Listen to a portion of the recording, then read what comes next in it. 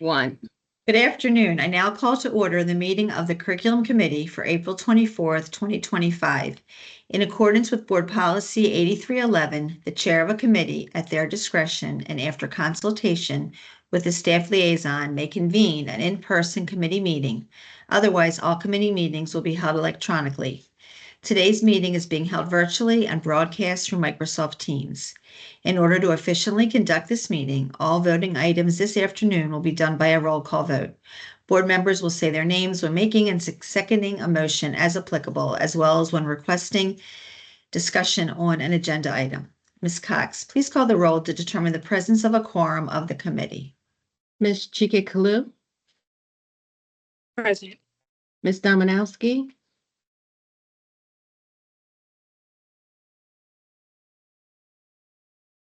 Ms. Dominowski. I don't think I saw it. Thought I saw her. Okay. Ms. Pumphrey, Present. Dr. Savoy, Ms. Slawski, Present. Ms. Lichter.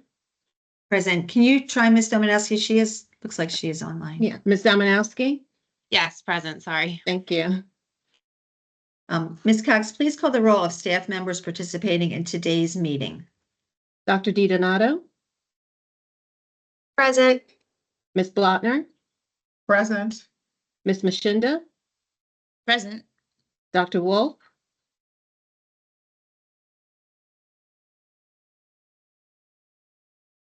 Ms.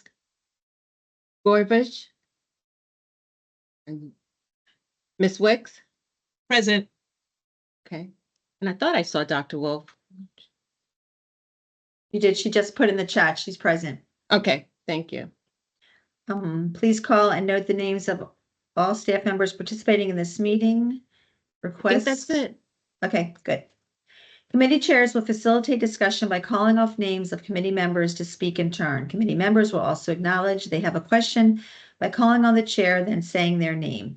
Staff members will answer any questions posed by committee members by saying their name first, then speaking.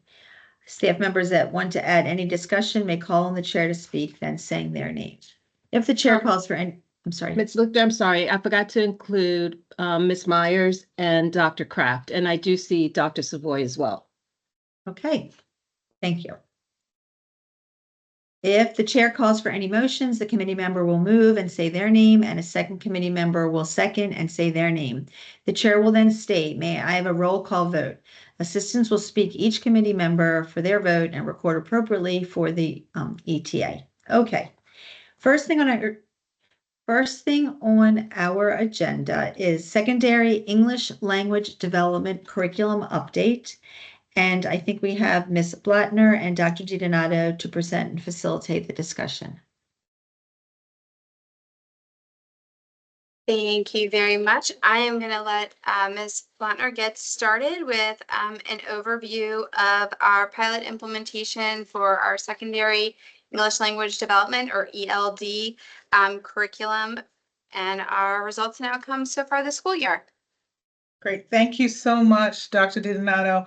Good evening, board members and staff. And I wanted to take this opportunity to just review what we've learned along the way as we started out with a field test of these curriculum resources, and we'll move forward. And I'd like to share some of the things we've learned. So if we can go to the next slide, please. We'll be focusing on two outcomes. The first one will be looking at an update about the implementation of these resources for grades 6 through 12. We did do a field test across all of our middle and high schools that currently have ELD programs. And then secondly, we'll be talking about the recommendation for the adoption of core resources for our ELD courses. So we can go to the next slide.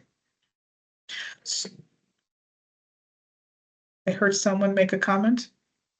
Okay, so just to refresh everyone's memory, we did a field test. I keep saying pilot, but it's really a field test because we did go through the RFI process, the 6002 process. And out of that process, one of the resources was the one that was selected to be field tested. It was Vista Higher Learning for the ELD courses that you see here. ESOL 1 for both middle and high school had the Get Ready, Get Reading. ESOL 2 for middle school had Bridges A. ESOL 2 for high school, as you can see. And so we use these resources that it's based on the levels of our students and making sure we were looking at alignment to grade level standards. So that was really important. We wanted to make sure it was a high quality resource. We wanted to make sure there were activities, both electronically, that students can engage with that align to grade level standard. And then we really wanted to make sure that as students are learning, it's preparing them for other coursework they'll do across the curriculum. If you can go to the next slide, please. So as we have been monitoring the implementation of the curriculum, we looked very closely at specific data points. We wanted to know how it was being used in schools. We wanted to make sure we were providing support and professional development as needed. We wanted to make sure that we had some feedback from our teachers and we were able to get into classrooms and see it in action. This is just an example of the usage data that we saw across the board of what our students and how the ones that were in the courses and the usage level of what was happening. And that was actually, as I looked at the usage data for both teachers and students, I'd want to see 100%. So I did look at it, and as we drill down into the data, one thing we noticed when we went into classrooms is that some teachers would work electronically. And if they were using things electronically, you didn't see it necessarily play up in the usage data, even though they were using the resources. So I just wanted to frame that when you're looking at the numbers. But for Get Ready, Get Reading, remember that's the level 1, middle school, Bridges, that would be levels 2 through 4. You can kind of see, again, teachers would sometimes take the resources, create their own slides in their Schoology course. And so those were just some of the things that we noticed. But again, what we did notice as we had been talking to our stakeholders, as we had been getting out to classrooms, is that our teachers have been using the resources and that the students have been really engaging with the resources, and they're very interactive as they've been working with both paper resources that teachers might print because we didn't purchase the textbooks, we just had the electronic licenses and student practice books, as well as the digital resources and licenses. If we can go to the next slide. So again, just to give you a sense of the number of submissions, and this is just looking from February 23 to March 30 to see, like, are they really using and are they submitting within the platform, and what are we noticing? And you can see that over time that there's a lot of engagement. This was right before spring break, so we decided to kind of take a snapshot here so that you can see that. Over 8,000, and this is like per week of what you're seeing. So lots of listening, speaking, reading, writing assessments that our students have been taking and engaging with as they're reading, as they're engaging listening activities, and so forth. So it's been really good and very promising data to see that they are actively using the resources. If we can go to the next slide.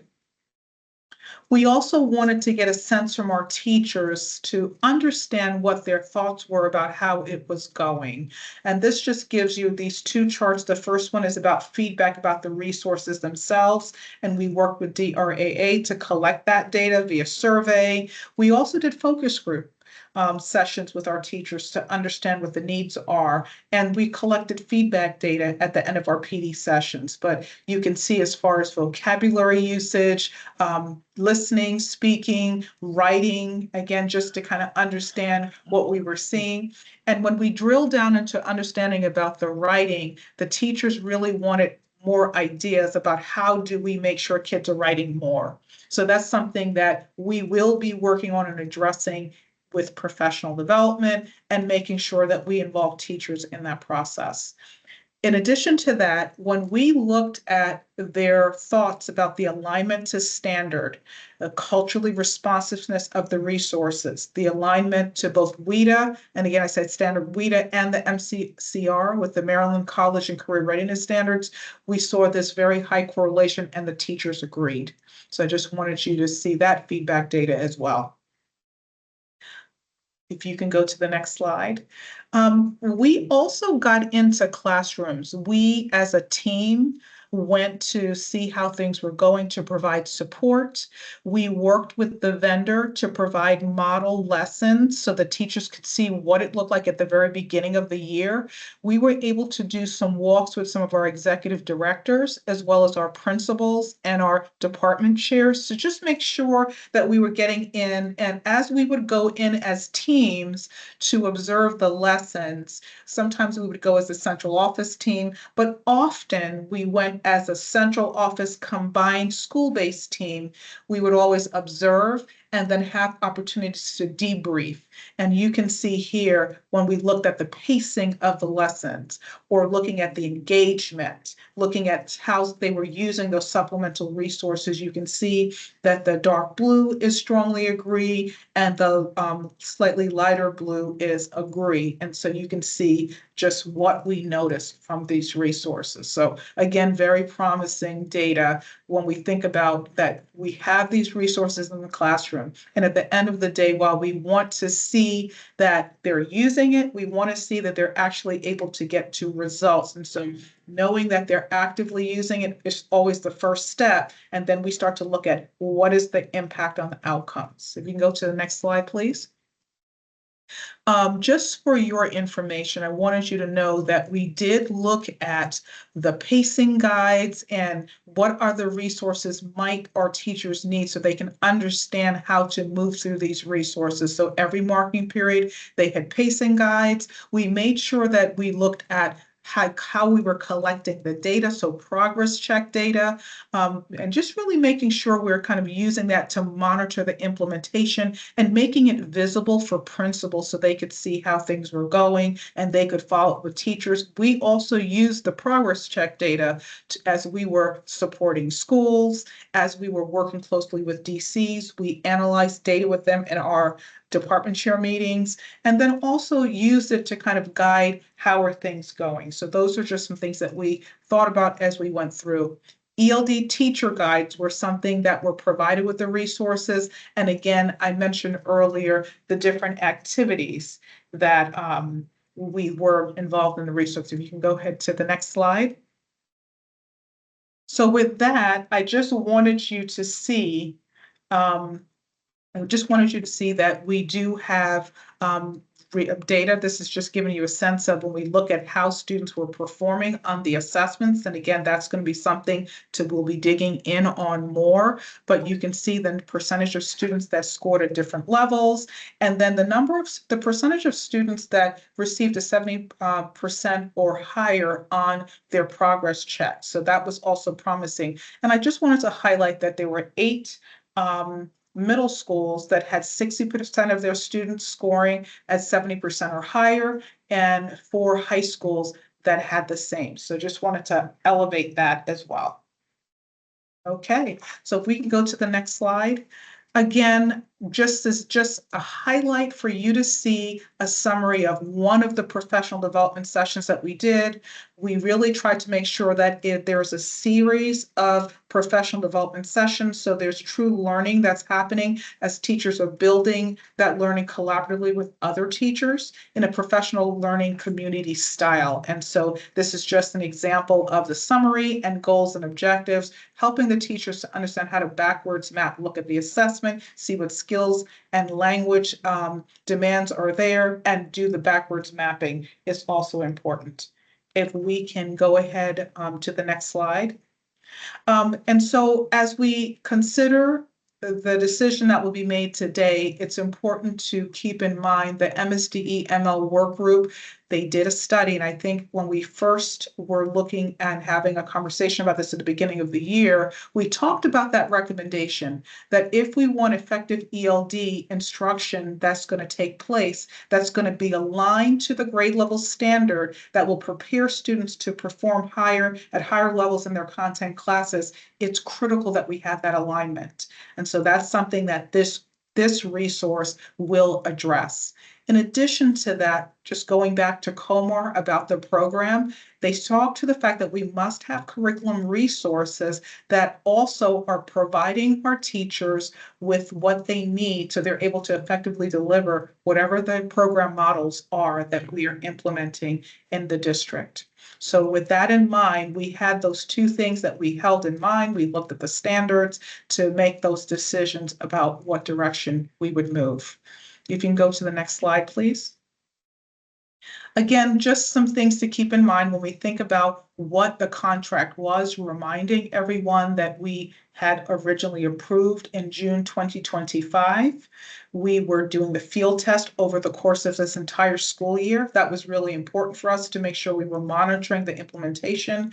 We looked at the alignment to standard. We were also making sure that we are addressing the key priority of improving teaching and learning for our multilingual learners. So that's going to be really critical. So we are requesting a 6-year extension for an existing contract, and this will specifically put in place resources for ELD instruction. Prior to this, there were no published high-quality instructional materials aligned to, thank you for the clarification, a 1-year contract with extensions. That's what I should say instead of a 6-year contract. And if we can go to the next slide, please. And with that, why do we need this? It's critical when we look at our data and we see the performance that's currently in place, specifically at the middle and high school level. There is work that needs to be done to ensure that what's happening in the ELD instruction is aligned to grade level standards, and there's a greater opportunity for collaboration to happen between our ELA and ELD teachers. And we're also looking to increase in spending authority, and we'll do that so that we're looking at making the purchase and then making sure replacements, electronic licenses, workbooks, whatever resources are needed will be in the hands of our teachers. Now, one thing I do want to highlight for you, as you mentioned, you see that I'm mentioning textbooks, consumables, and electronic licenses. This school year, we only had the electronic licenses and the workbooks. And we really want, and the teachers, based on their feedback, told us that they need the electronic and the textbooks. And that held up in what we observed in the classroom, where we saw some teachers were using paper resources, and when students weren't bringing in computers, were able to access that. And then there were other teachers that were going seamlessly between paper and electronics, and some were only using electronics. So having the variety of these resources will help our teachers meet the needs based on their teaching style and students' learning styles. And so that's going to be really important. If we can go to the next slide, please. Just to share context, you saw me in the very beginning talk about ESOL 1 through 4, and we talked about for both the middle and high school. Well, next year we have new courses. So these resources will be used for middle school ELD seminar 1 through 4, and then we have high school ELD seminars 1 through 4 with the addition of academic language labs. All of the resources that are rich and robust and quite in depth will be used across all of these courses. So just wanted to elevate that so that you're able to see how will they be used, how will that meet the needs of our students, will we have to purchase separate resources for other courses.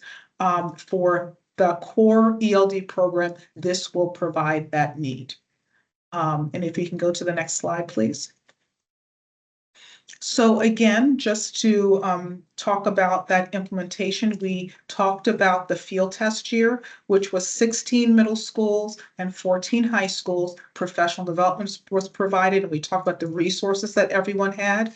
As we go into this first year, if we are to adopt this resource, we will be purchasing all of the resources, making sure they have hardbound student textbooks, teacher resources, and really making sure that those licenses, that they have the resources as well as the professional development to meet the needs of their students and also the needs of the teachers. I didn't mention it when we talk about professional development, but we also provided professional development for administrators, and that will be something that I think will be really important as we move forward. And then in year 2 through 6, we're looking at purchasing replenishments of consumables, electronic licenses, that sort of things, and professional development. And so the way I think about implementation science, it's critical that we think about first, it's that usage. Are they really able to use the resources as intended? How are the teachers? Is it working well? Are they getting the supports they need? And then we're also then looking at how are we getting to performance? So we've begun that process, and that will be the focus as we move into next year, now that the teachers have some familiarity with the resources, to really drill down into shifting practices and looking at outcomes. So that's where we will go next. And if we can go to the next slide. So again, what we're proposing is the consideration of providing schools with pacing guides, professional development to continue to support the implementation of these new ELD curriculum resources for all middle and high schools, with a reminder that we are expanding to all middle and high schools next year because students are beginning to go to their home schools. And so that's something that will be, as we move forward, we're really looking at ensuring that what we're doing will address that, and making sure that every teacher has high quality instructional resources in front of them. We will look at increasing the amount, and it will be directly aligned to the replenishment of the resources. So that's really what we're looking at, ensuring that we can get to full implementation this next school year. And then looking to increase the amount also will include support for individual school requests or additional materials, making sure that all programs, including our schools, our alternate studies and programs, also have access to these resources, including our EDLP, so our virtual academy. So just wanted to make sure that we understand we've been looking and doing this work this school year. And if we can go to the next slide. So the recommendation is, after a thorough review of these materials, doing this extensive pilot process, and really looking at the feedback we've gathered, the observations we've done, the supports that have been provided, the professional development, working with and hearing from multiple stakeholders, we're recommending that Vista Higher Learning's ELD curriculum projects, I should say curriculum products, are moved forward as the core instructional resources that we'll be using, aligning to our Maryland College Career Readiness Standards, the WEDER standards, and also some of those guiding policy documents like the work group, as well as our law, COMAR. So the recommendation is to move these forward for the 25-26 school year. Thank you, Ms. Blutner, for that very comprehensive overview of the ELD curriculum update. And you also hinted at our second agenda item, which is the contract. So, before we vote on that, I'm going to ask my colleagues if they have any questions about the information that was just presented to us.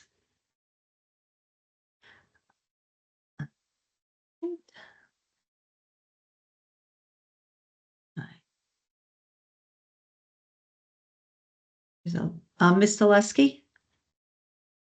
Thank you. Good afternoon, everybody. Thank you for the update and the detailed information. I just have two questions. The first question, and I'm sorry, I did not jot down the slide number, but when you went into the classrooms with the executive directors and did your observations, and you had like a percentage, I'm sorry, I don't have the the slide number, but it was maybe about halfway through your presentation. Yes. I was just wondering, Is it the one with the observations? I don't know. I believe, let's see. Yeah, Right this there. one. Go back for a second. The one with the long Yes, bars. yes, This one yes, here. yes. Yes, thank you. And again, I'm sorry for not jotting down the page. How did this data get compiled? Good question. So what we did at the very beginning of the year is we met with our DRAA team, and we planned out like how are we going to monitor the implementation for both observation data as well as teacher survey data. So this is a screenshot directly from the data collection tool that they built for us. And so that's what this is representing. This is going in. So who completed that chart? It was our ELD team as we were Okay. going in and observing instruction. Okay, great. Thank you. And then just one additional question. In terms of the contract itself with the 2026 budget, operating budget, still kind of up in the air. Can you just talk about what the expense is for the coming year for this contract and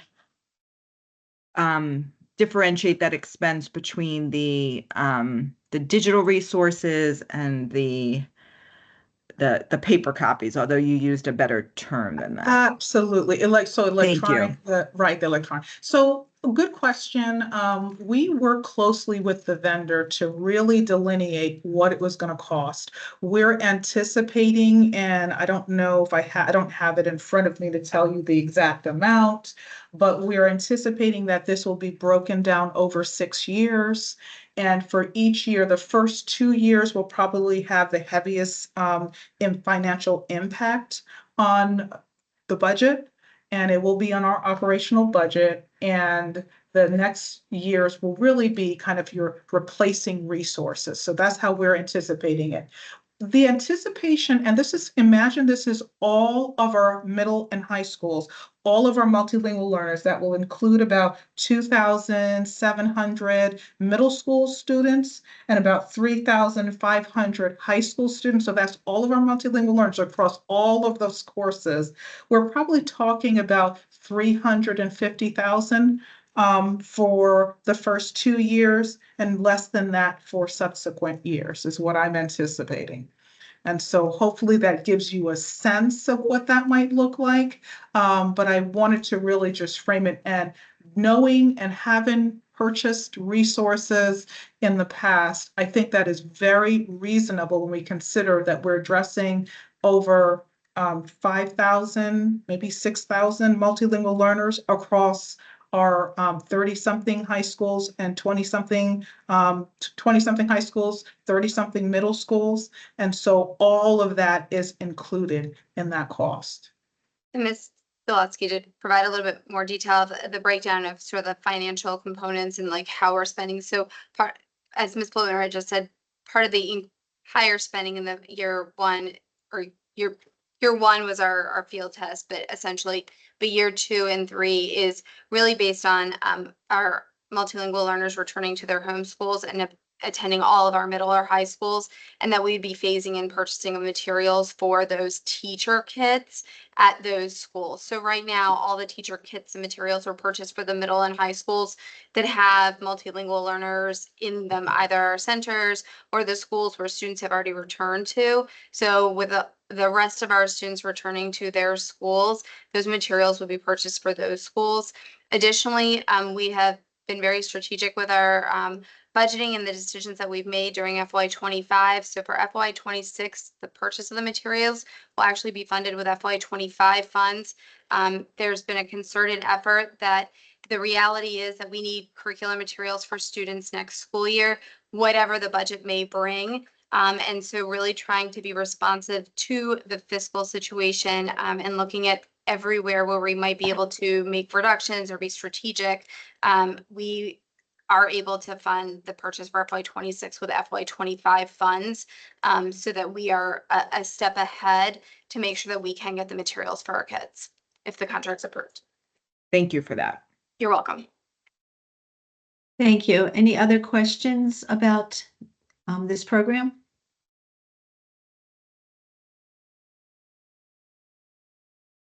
Okay. Oh, Ms. Ms. Dominowski. Lister, I put it Yeah. in the chat. Is that Ms. okay? I just have, Dominowski. thank you. Just to follow up on that, where you said the highest impacts would be, of the first, second and third years.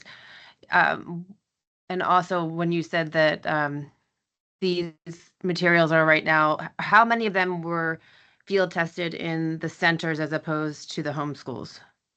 So we did a direct student count, and that's another nice thing about this vendor. So we're not like purchasing a set of 20 when there are 5 kids sitting in a school. Or, we're looking at what are the counts of the students, and then based on those counts, we purchase resources. So there are some of our schools, let's take a Dundalk, that might have 16 to 17 ELD teachers. But then you might have other schools that have only 1 or 2, and so I know next year Towson will have 1 ELD teacher, but there's some of our high schools that might have a 0.6. And so this allows, regardless of the teachers and what they're teaching, to have high quality resources in front of them. And so I would say, and I can definitely get that number to you if you would like, the number of teachers per site with the counts per site. But we can definitely provide that, but it would just be alignment to whatever is at that site. So if there are 5 kids, they're getting 5 resources. They would, of course, the teacher would need teacher resources, right? And so we're being very strategic to not put too many resources. We're even going to behind the scenes have a process within CNI where we're looking at when we replace resources, who really needs them. So that's something we will look at as well.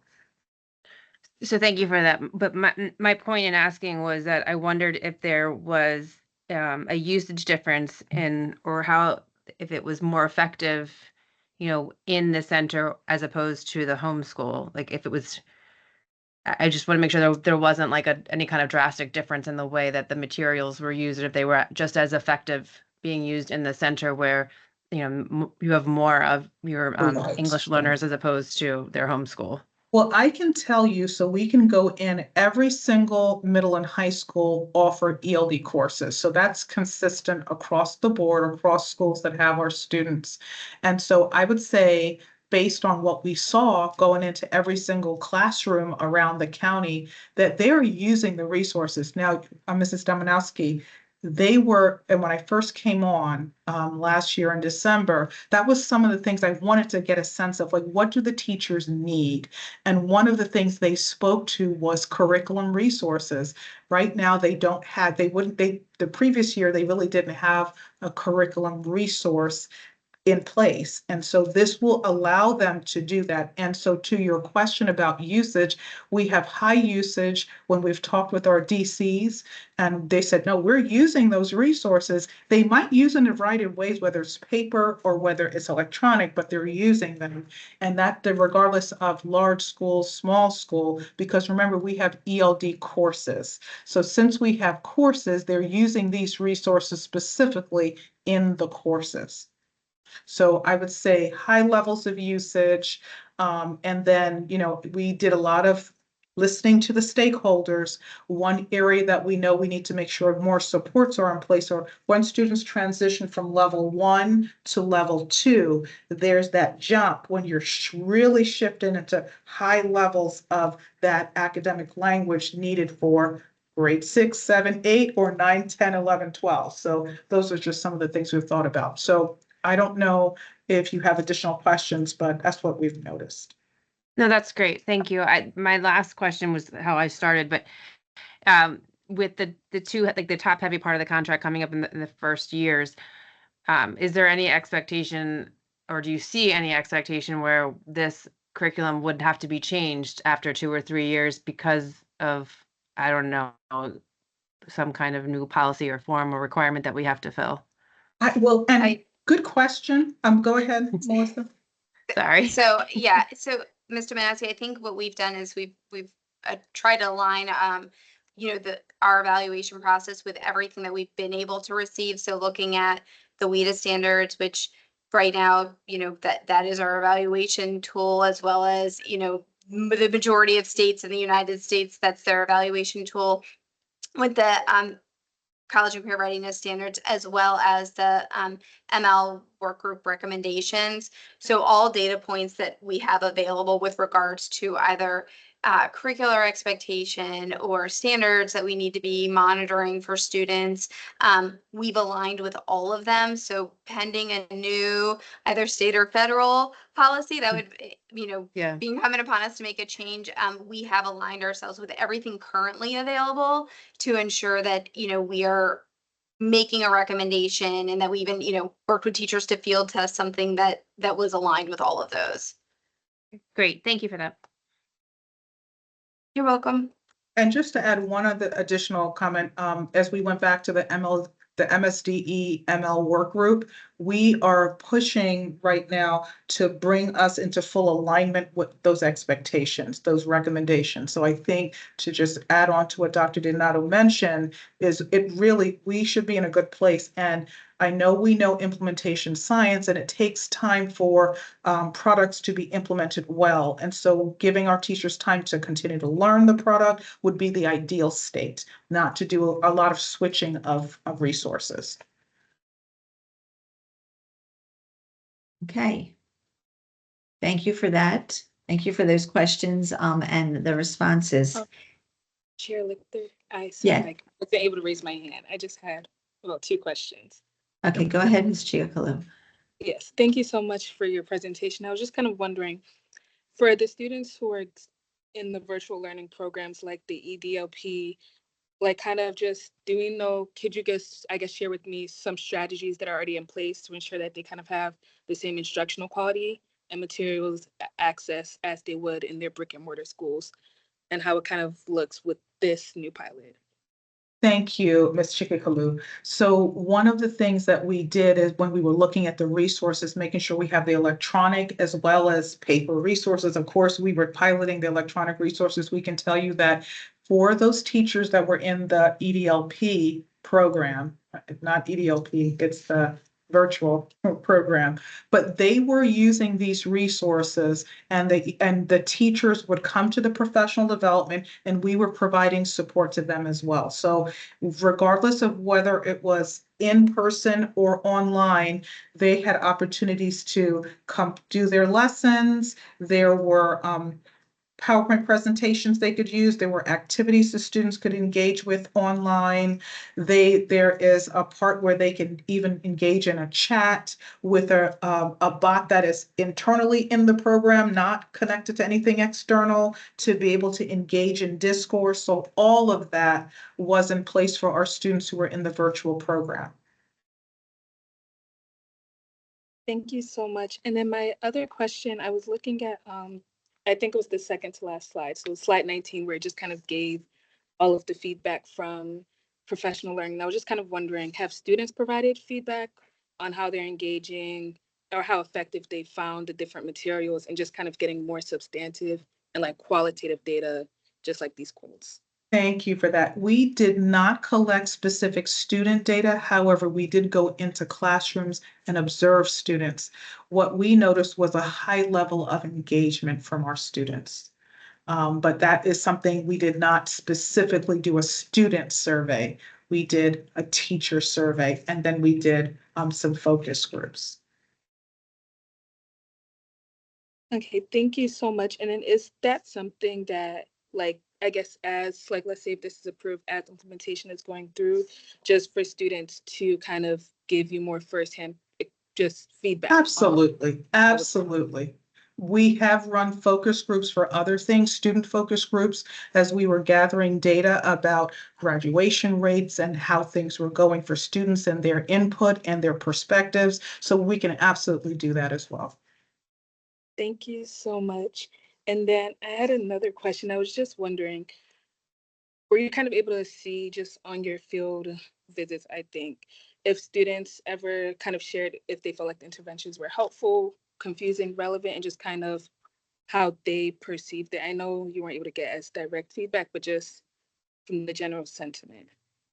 So when I would think about I look at the usage level of students, I looked at what they completed. We looked at the gains that we were seeing in the activities and how engaged they were. We saw students actively engaged in the instruction. As far as having detailed conversations with students, we didn't, because we would be in the classroom. We did do some demo classrooms.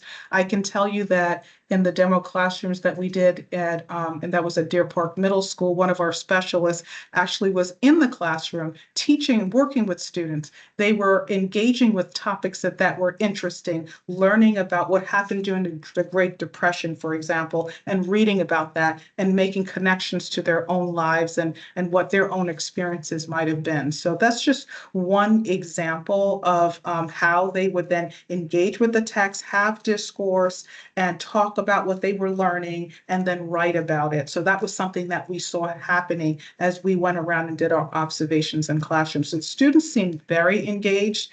I can tell you from every classroom, I saw students actively engaged around the resources as we were rolling this out and as we were going across the county, whether it was on the east side or the west side or central. So again, we can go and collect additional student feedback data. I always believe that the feedback data needs to be used to inform the work. So we'll make sure we do that as well. Thank you so much. Okay. At this point, may I have a motion to approve the secondary English language development curriculum contract? So moved, Stileski. Thank you, Ms. Lusky. Is there a second?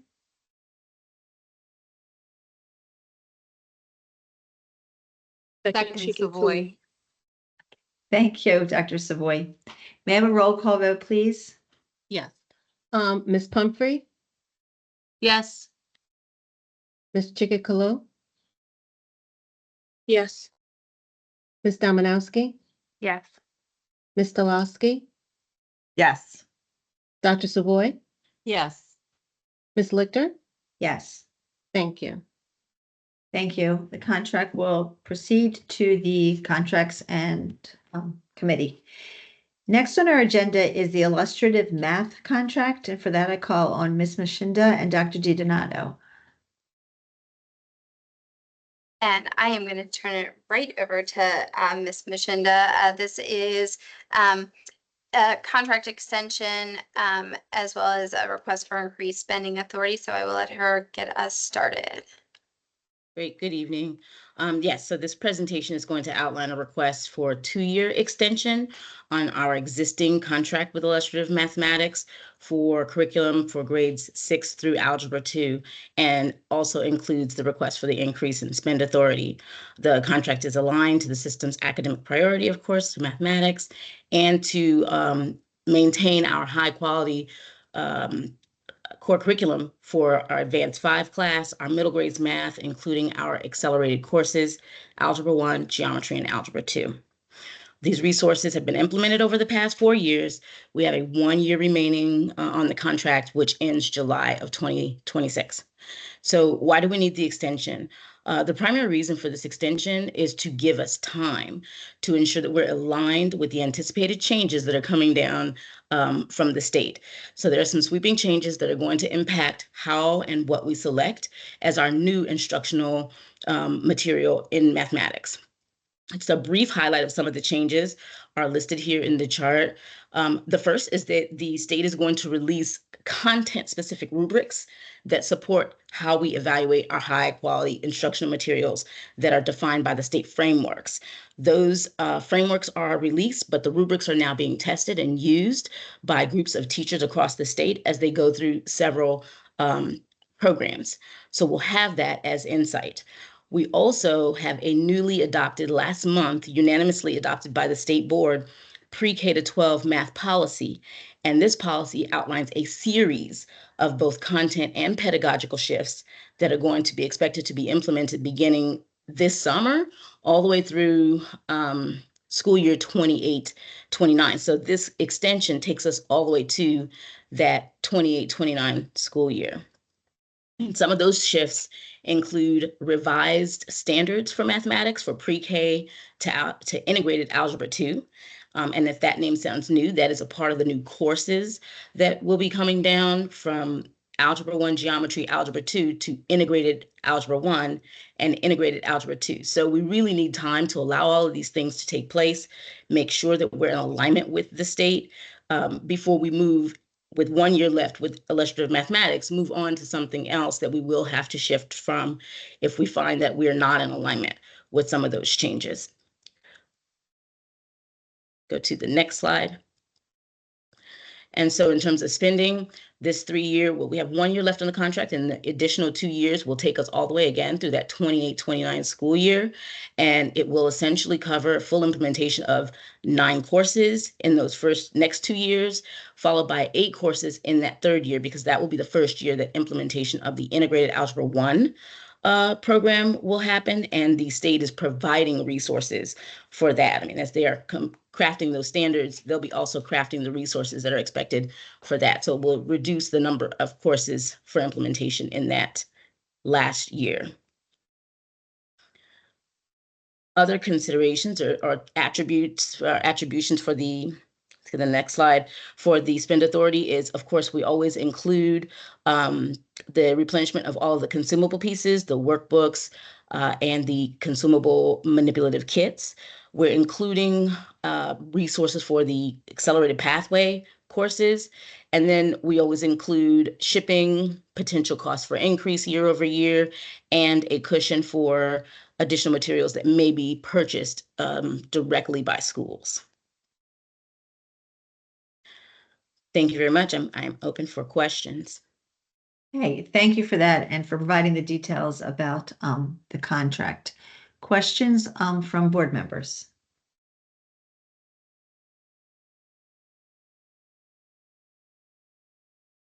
Anybody has a quote? Ms. Dominowski?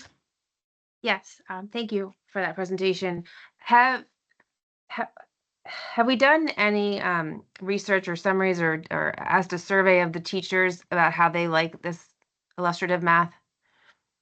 So we did a really extensive I would say this was on the front end audit of the implementation in 22-23. And that consisted, Johns Hopkins led that consisted of surveys, focus groups with principals, so focus groups with teachers, where they really discussed what they were having in terms of challenges and what they needed as support through the implementation. And what we noticed is that as we began to implement, after finding out, okay, here's the needs assessment, we started to design professional learning and support to get them through. We are in year 4. And so in terms of implementation, this would be the year where we would expect teachers who have been with us as long to really, have a grasp of the intent of the curriculum and be able to implement it.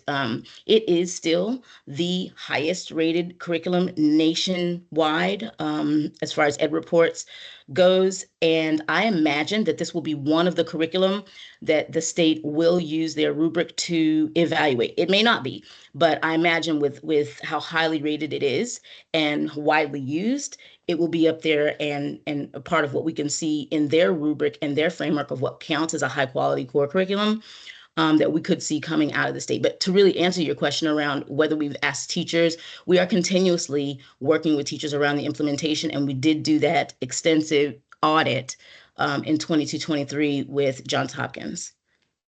Thank you. And please understand this is not directed at anyone personally. I'm just looking at the numbers in our math, 6th, 7th, 8th, and algebra, and we are not getting close to where we were pre-COVID. And compared to other districts, we are pretty far behind. And I'm concerned that while this might be a very high quality, highly rated math program, are we looking at other curriculums right now actively? Because I'm just concerned about this one. And so I think that's a great. Go ahead. I'm sorry. So, Mr. Manassi, we are not currently in the RFI process to look at other curricula, which is really the true evaluation process where, vendors are providing that information to us. We are looking at, what our PD is, our response from teachers to PD, what instructional changes we see in classrooms. Our scores are absolutely not where they need to be. We also made decisions as a district to implement a curriculum during COVID. So there were a lot of behaviors and pedagogical practices and things that were implemented that have required some unlearning of instructional things that were happening and redoing of things. So there's been, I would say, over the last year and a half, a lot of reteaching of practices and of materials and how to use them. Because a material is a material, it's a base. How teachers implement it, the way they interact with students, how students interact with each other. Again, part of the training differences that we've started to make this year with implementing things like demonstration classrooms. And those things are to give another opportunity and a different type of structure to actually fully model full lessons for teachers in an interactive way with another teacher, to again try to bring around some of those pedagogical changes that we know we need to have happen. So we are absolutely still working with our teachers on implementation, but we are not actively reviewing other curricula because we have not sought out the RFI process. Part of that decision was also in alignment with massive changes coming from the state. If we were to put out an RFI now for implementation of a new curricula, it would be conceivably for 1 year prior to us needing to change again to align with the new integrated Algebra 1 and 2 courses based on the timeline of when MSD has currently said that those courses will be released for us to use. And I think we talked about this before about the math interventions with this. Have we started using them, looking into them that come with the illustrative math? So the interventions in illustrative mathematics are built directly into the lessons. We've provided and continue to provide professional learning on how teachers can do that within the time period in the blocks. They have both responses for students who are receiving special education services, as well as practices that support multilingual learners. They're built into every single lesson. So it's really about making sure that teachers are supported with knowing how to implement those practices directly within the lessons. It's not an additional thing, it's built in into the lessons.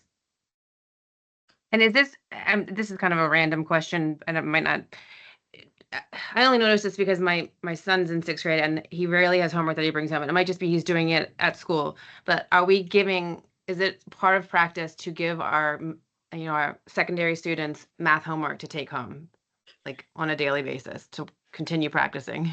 Yeah, it's also part of the program. So there are practice problems built into the lessons in illustrative mathematics, and those practice problems are articulated so they don't take the autonomy away from the teacher. Some teachers might do some of those practice problems in the classroom, but the practice problems also are providing students for independent time for homework. So there are some schools that do the practice problems as the homework, and then they come back in and talk through them.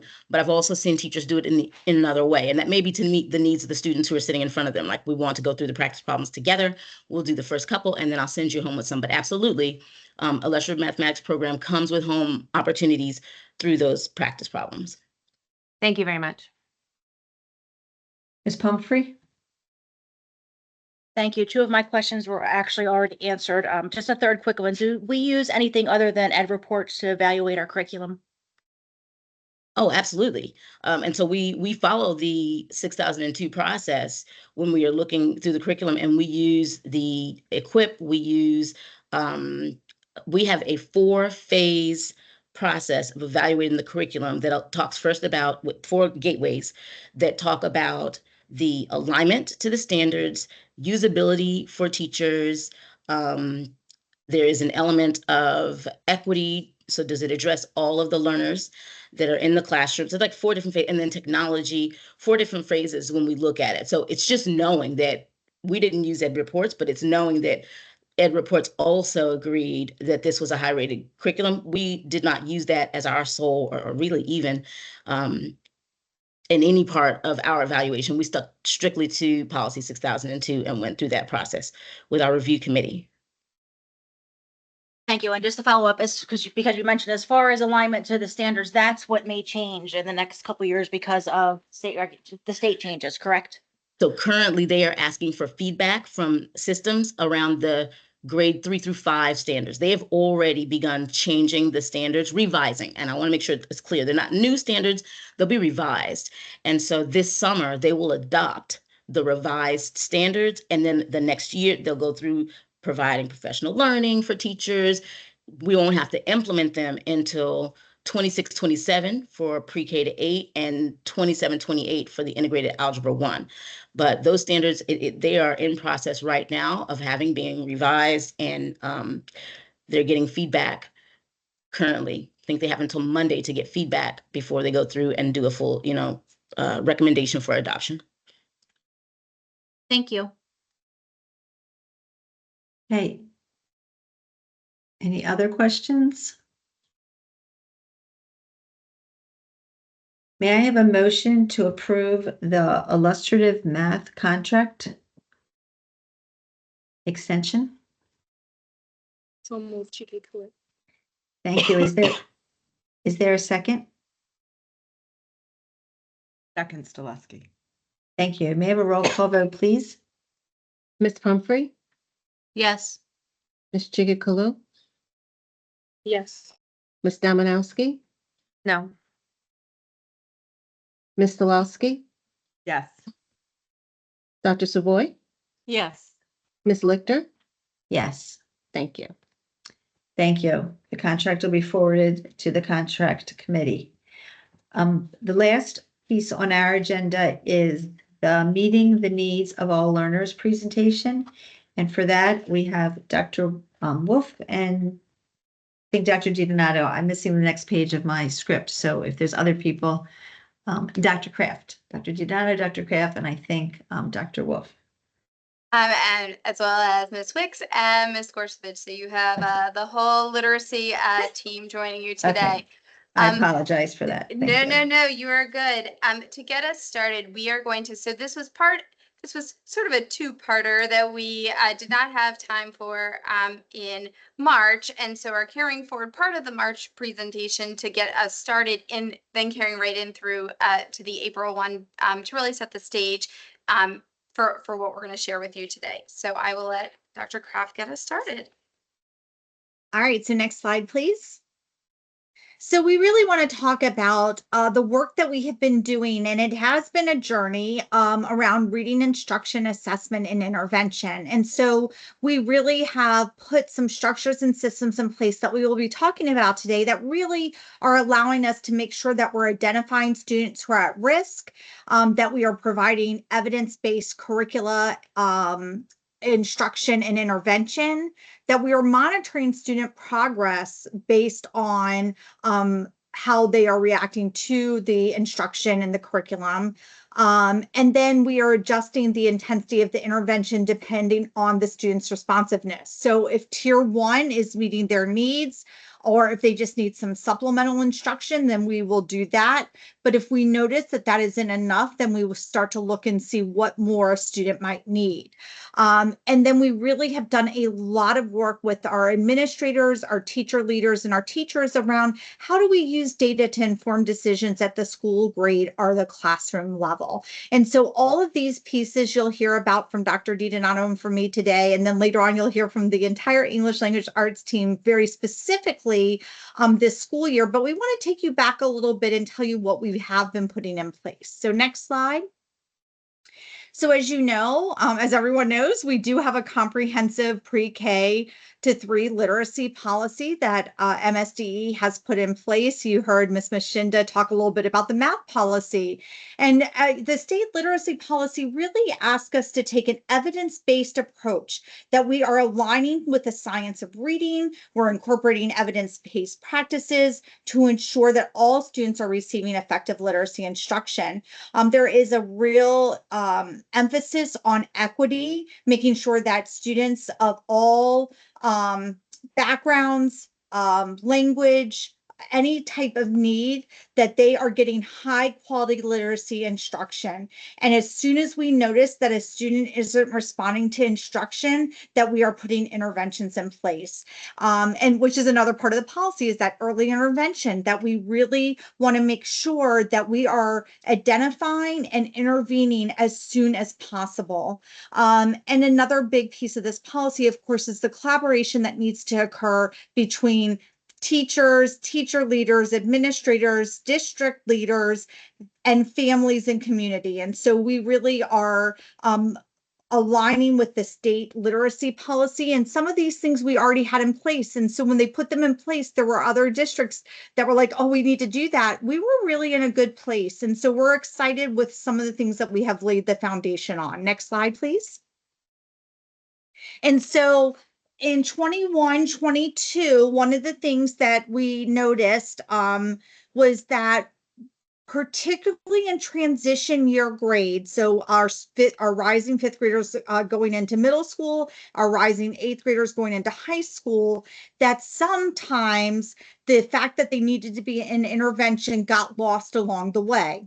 And so that year, we actually piloted in just those two grades in focus, being able to capture students that need reading intervention so that the incoming school could make sure that they were scheduled for that intervention. And I will be honest with you, year one was a little bit rough, and we learned a lot of things, including the kind of professional learning that was needed. And then once they had the report, then how do they schedule the students? So then we continued it in the next year. It went much smoother. We worked out a few more kinks.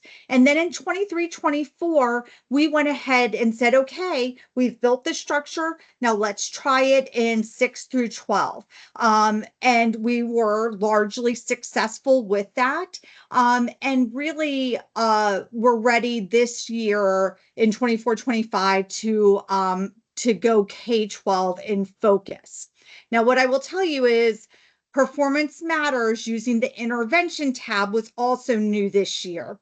And so for some grade levels, particularly K4, they had 2 new systems to learn, which was a lot. And so you'll hear a little bit later on, when we're looking at some of the data, it isn't as clean as we would like it to be. And part of that is, and you will hear from Dr. DiDonato, some of the challenges we've experienced. But what I can tell you is, as we continue to build these systems and support teachers side by side, we will continue to get better data, better input, better output. And we really know that to ensure that long-term success, that we have to take this strategic and phased approach when implementing a literacy tracking system. And so that is why we started with those few targeted grade levels, and we have continued to add on. Next slide. Oh, Dr. DiDonato. Thank you. So what you can see is really this is a cross-divisional partnership and effort in order for us to all be supporting student success. So the Division of Curriculum and Instruction is responsible for, identifying materials and resources, evaluating them, curating them, training on them, and supporting schools with the implementation of it. We really have to partner with our colleagues in the Division of Schools who supervise the schools. And while we work together to do observations and visit schools, they're truly accountable for the evaluation and support of the school administrators, which are really charged with leading this work within their schools. We do a lot of work from sort of the ground up when we're working with the teachers in the classrooms that are working with the students, the reading specialists or interventionists, and then work our way up to the administrators. While the Division of Schools is sort of taking an inverse approach with starting with the school leaders and then working their way down to support with to look at the support and instruction in the classrooms. So it's really about us working across the entire system together. The other part of building this accountability system, which was truly what we were doing, was working with DRAA as well as DOIT, the Department of Information Technology, and how we could create a system within some of the tools that we have. So we weren't purchasing something new, but we were leveraging a tool that we had with some functionality that wasn't being used, that we could build an intervention capture system within that tool. Next slide. So some of the great things. So the great possibilities that can happen with an intervention system. One is that we have real data. So schools were collecting data. They have been for a really long time. You could go visit a school, you could sit in a PLC meeting, and people would pull out binders. Some would have layers of spreadsheets and dashboards that they self-created. However, none of that was visible to either the Division of Schools nor to the Division of Curriculum Instruction to look at the ready. What this new system has allowed us to do was to have that inside access to data and information about students real time. So we can quickly see things, but also educators can quickly see information about their students. The system also provided a longitudinal tracking system. So we know that we do have student mobility within our district, students going between schools. They may leave our school district and then come back in 2 years. This system allows us to track students between schools as well as over time. So a student who is in 6th grade in one of our schools and might be identified for a reading intervention, we have that information, what intervention they were in, who their teacher was, their progress in it, and should they withdraw from BCPS and not be with us during 7th grade, but return in 8th grade, we would have that historic information so we would know to do some additional assessments upon the student re-enrolling so we could see where did they leave us? We have that data. And then where are they now? Do they continue to need an intervention? Have they made a ton of progress and no longer need an intervention? Great.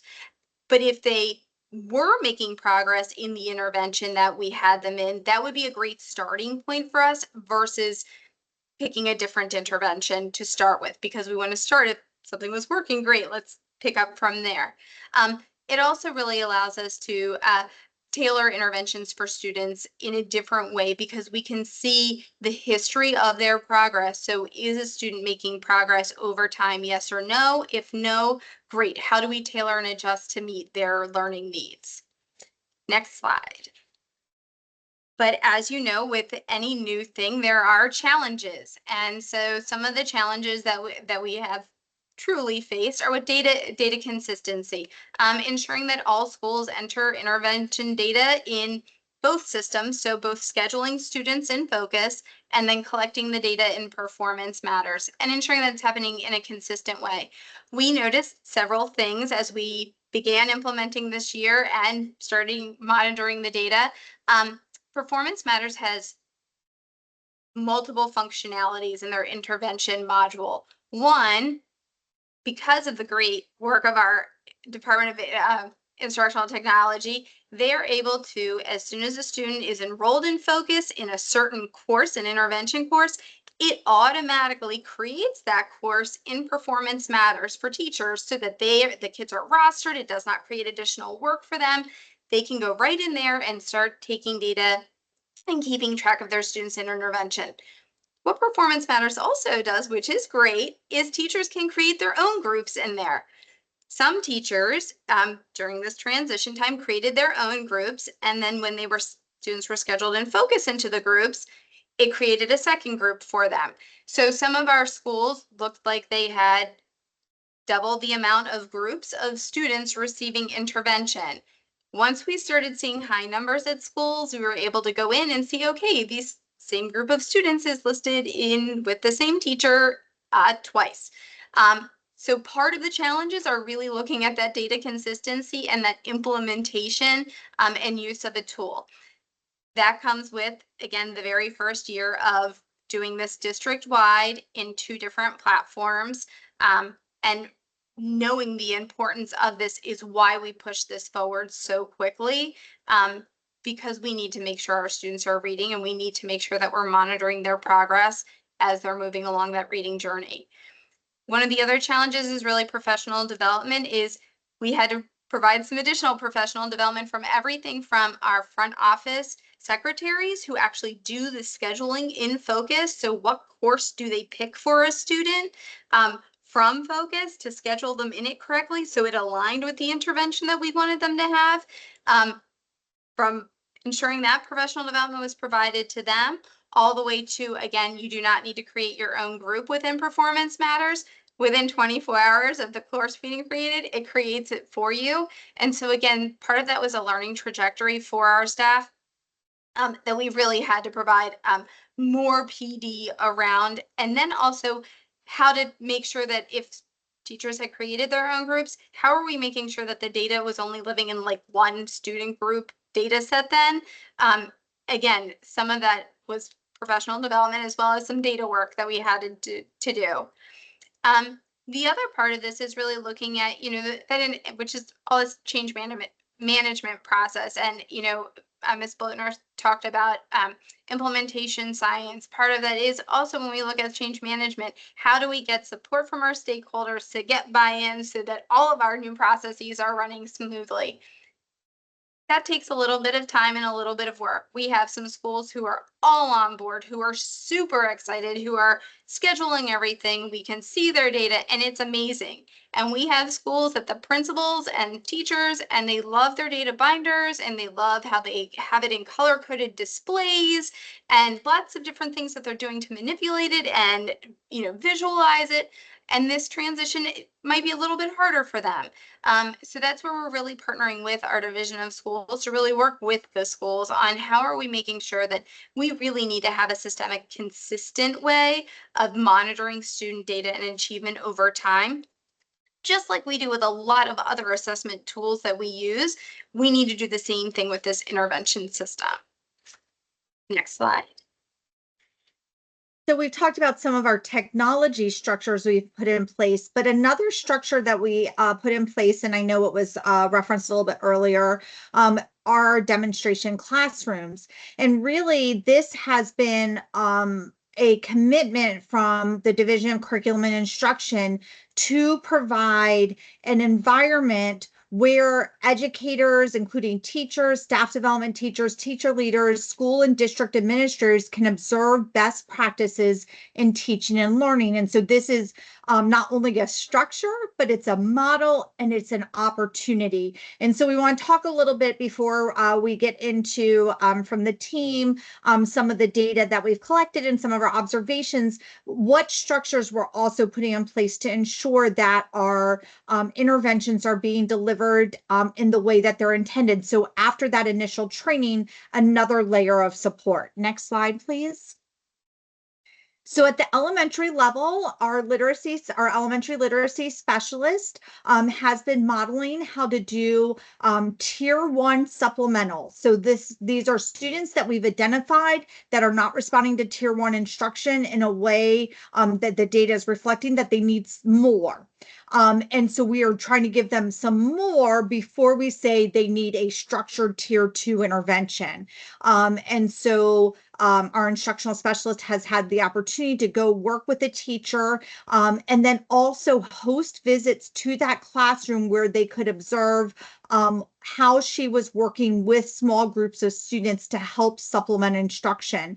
And what you see on the screen is one of the tools that she really worked with the team on. And this actually came out of an MSDE literacy leadership training that many of the ELA leadership attended on how do we place students. And you will see what they advise is that you start at that bottom of that chart where you look at phonemic awareness and decoding first before you go up the ladder when you intervene with students. And so this has been successful, and we've been hosting visitors throughout third quarter and a little bit into fourth quarter.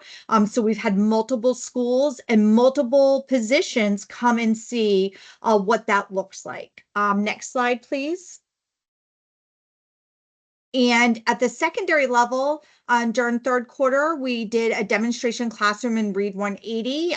That's our tier 2 comprehension. We did it in a high school class, but it was open, and we actually had visitors from both middle and high school come and see what does that really look like? What do those rotations look like? How do you do whole group? How do you do small group? How do you track student data? How do you use that data to make informed decisions? And so we've been able to do that. And now our instructional specialist, our literacy instructional specialist in secondary, is going to be going on to another placement in Just Words, which is our tier 2 decoding.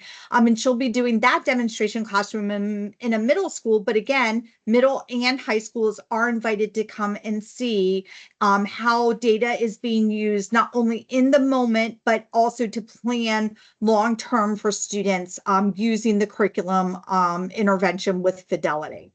And so what we're going to have a chance to do now is to hear from the team and hear what's happening in the 24-25 school year. And so I'm very excited to turn it over to them to let you know what has been happening in our schools.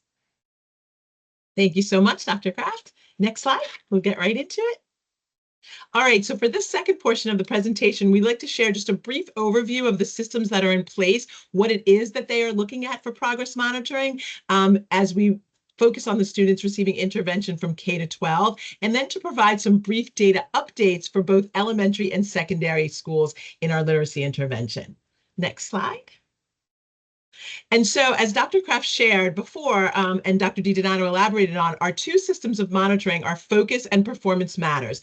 And what you can see here on this slide is what's really tracked in those systems of monitoring. And so, as you see in the green arrows, when we look at Focus, we can really identify who is teaching intervention, who's receiving the interventions, and what interventions are being received for each student. And again, for our elementary team, K through 4, that's brand new this year. Secondary, they've been doing it in stages, as you saw on that previous graph.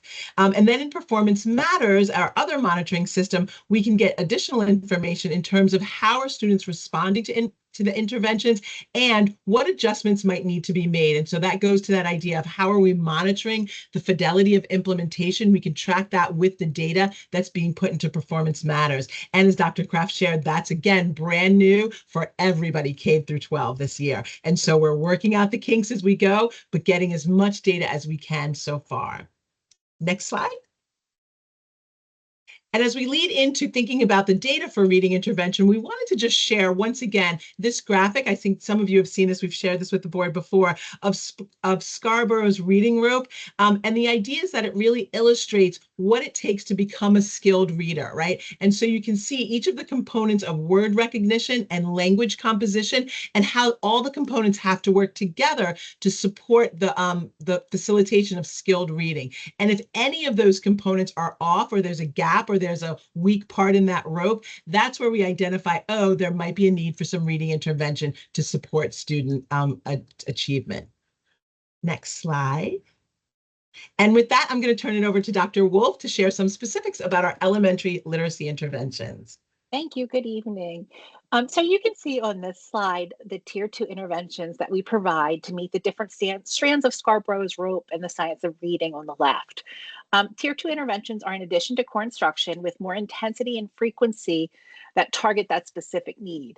And again, starting with word recognition. The data that we've collected reflects on the right the percentage of students that are receiving an intervention, what type of intervention they're receiving based on their need. So you can see right now that out of students receiving intervention, and actually we checked this data again this morning, we had collected it in February, it's still the same percentages as of today. 49% of those students are in tier 2 word recognition.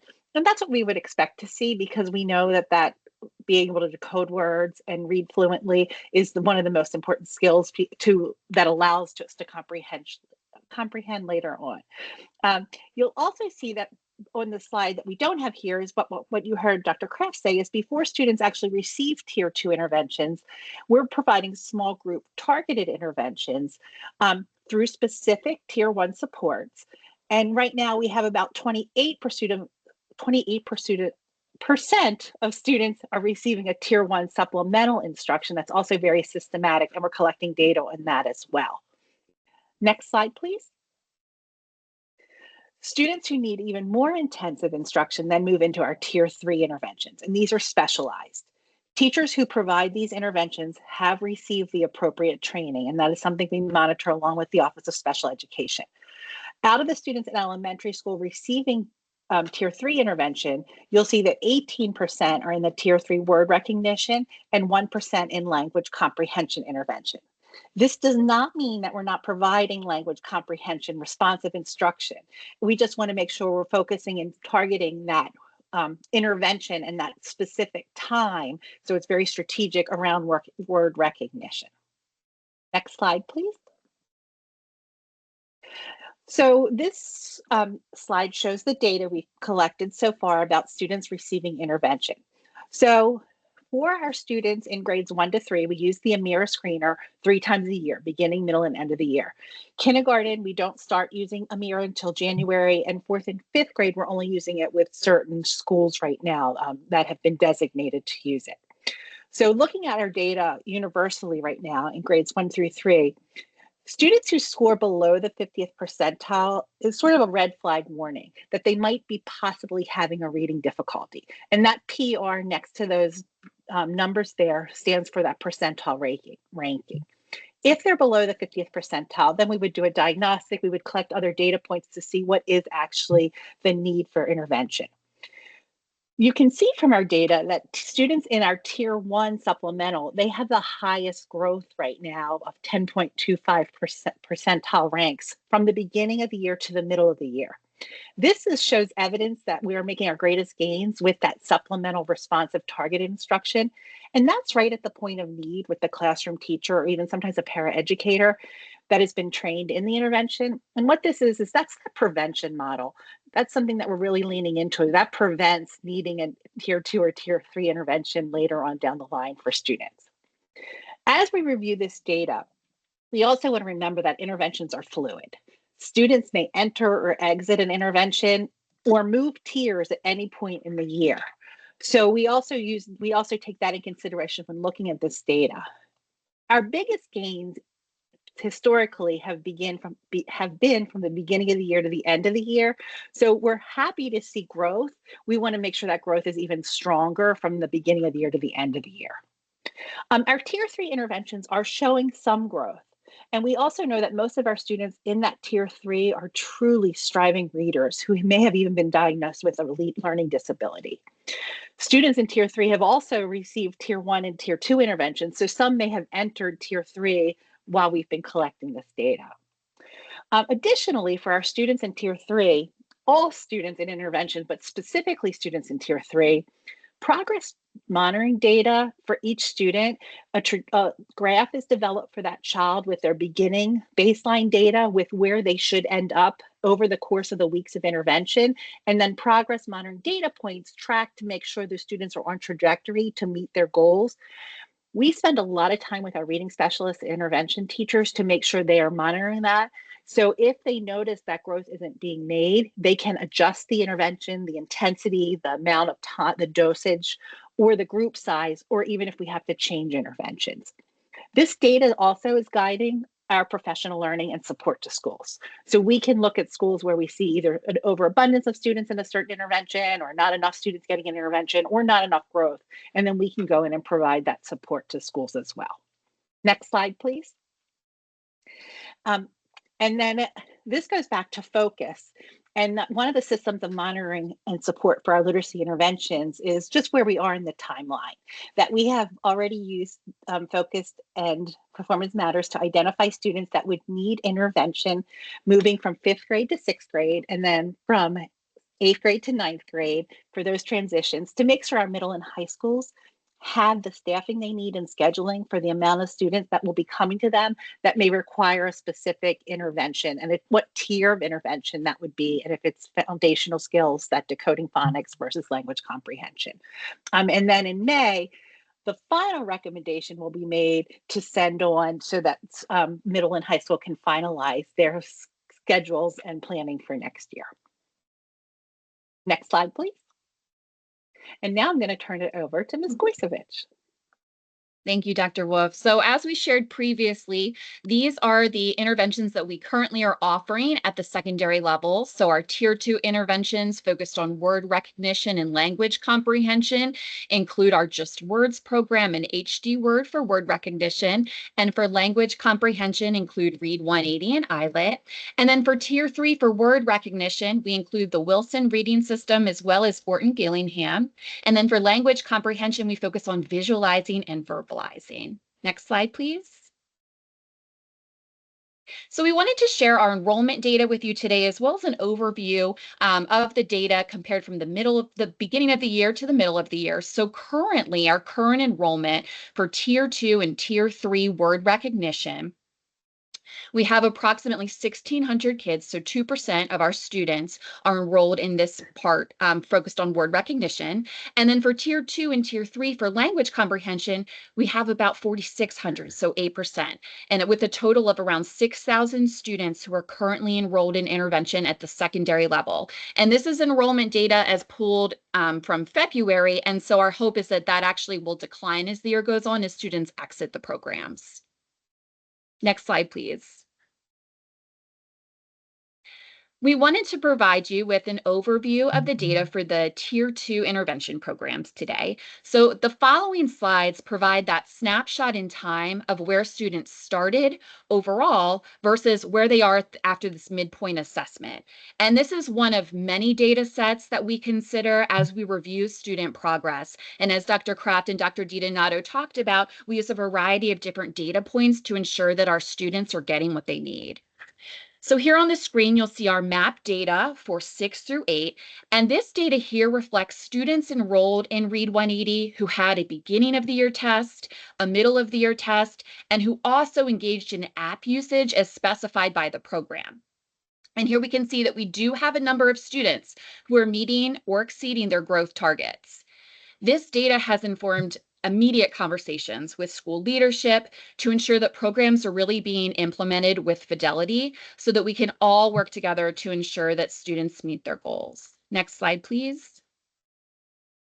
As Dr. Kraft shared, at the high school level, we also offered one of our demos specifically focused around Read 180 to ensure that schools have the opportunity to go in, to see these classrooms in action, and to make sure that we are really implementing this in a way that meets the need of every learner in the classroom. Next slide, please.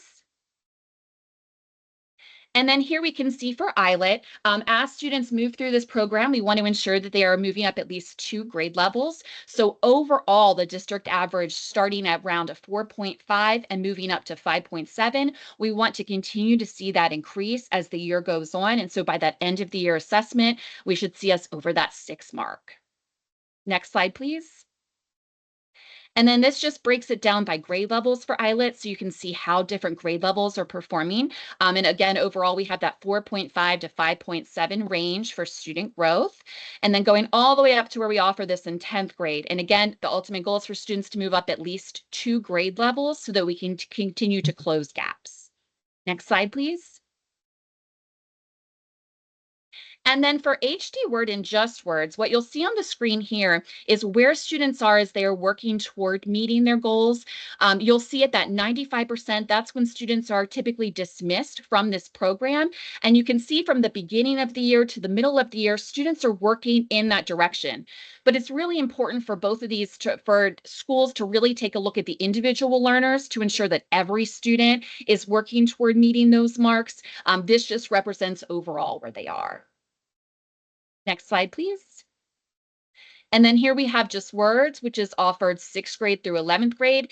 And again, we see in every grade level student progress, students increasing, and again, working toward that 95%, which would show that students should be exiting from the program. Next slide. So students are at the center of every conversation regarding literacy intervention, as you can see here on the screen.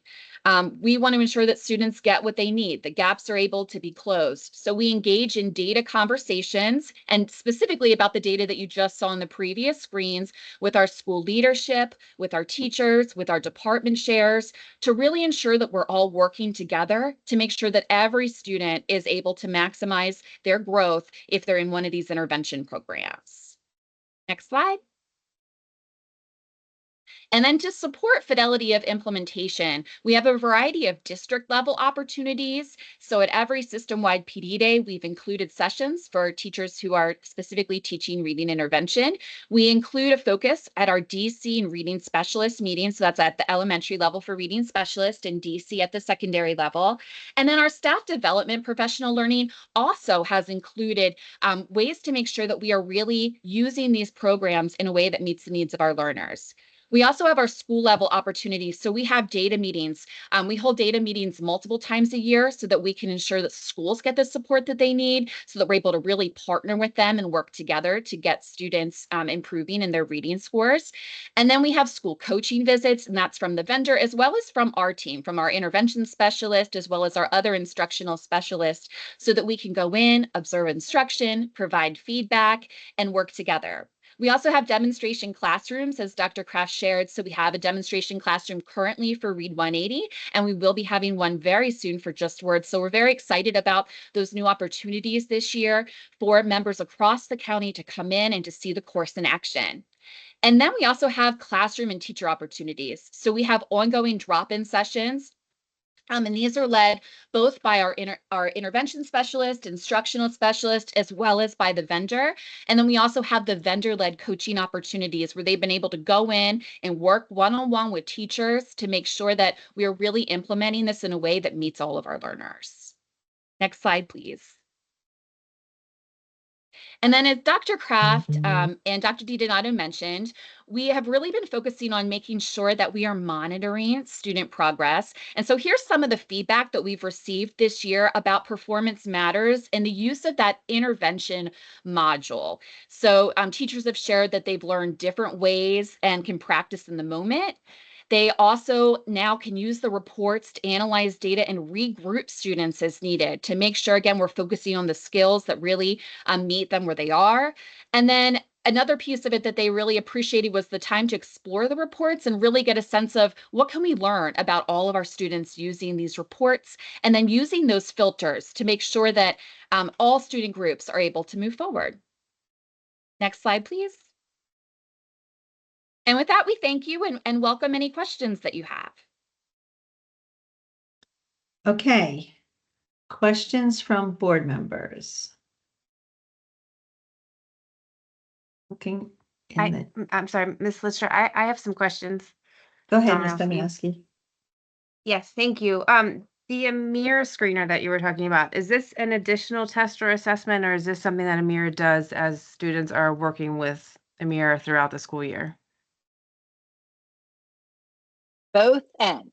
So there's 3 benchmarks during the year. That is a benchmark test to truly see where the student is as far as in growth to their peers, and that's normed. And then as the student works with Amira, the Amira is constantly collecting data that shows how they're making growth towards their goals. Thank you. And you, as you bring up growth and goals, how is the growth and goal setting correlating with meeting and exceeding grade level proficiency? So the Amira goals, it's norm reference as far as it's looking at students at their grade level at that time and year through peers across the nation. So that's the goal for students, is to hit that grade level goal. I guess I meant that like through all the interventions, there was a lot of talk about growth and how we're, we have a lot of growth and that's great. And that's helping to close gaps, but I didn't see a lot of reference to if our students are, when they're closing these gaps, how close are they to, grade level proficiency?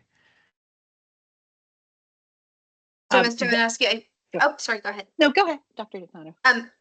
On just picking one of the secondary slides. So on the slide 14, you can see the grade level equivalency based on the grade level that the students are in versus their growth. And again, growth is right, the pathway to achievement. So when we're looking at, for example, this group of students, this data set, the goal is that they make 2 years growth in a school year's time, so that we are closing the gap over time.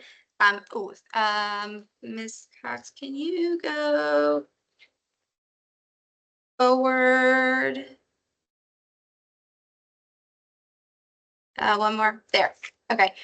Oh, go back there. Perfect. So for this one, so for example, if we look at our 6th grade students, that's 9 months growth. So in the middle of the year, they were at a 4.9 grade level, but they're 6th graders. So if they stay on track to make a another year's gain in the second half of the school year. That would put them at approximately a 5.9, but they're at the end of 6th grade. So they are still not on grade level because now they're moving into the start of 7th grade. So again, we've closed a big gap, but they're not on grade level yet. So some of our tools that we have, like IELTS and HD words, give us a much more precise where they are in relation to a grade level. Amira's ARM score gives us again another metrics that is a grade level normed equivalency. So we do have those to try to see how close, right, those students are getting to grade level. But for example, when we look at